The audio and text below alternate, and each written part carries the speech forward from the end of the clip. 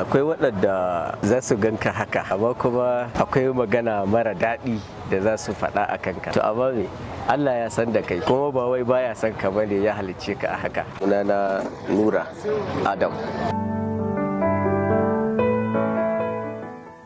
Tun ina karami garejin tana da kuma an saba muna firar a cewa ne miko mun kaza in miko, to da aka dan san sunayen su fanu da sauransu. Ina da shekara 14 na shiga nursery 1 na fara karatu, amma yanzu alhamdulillah na yi gama karatu, na yi diploma na computer engineering.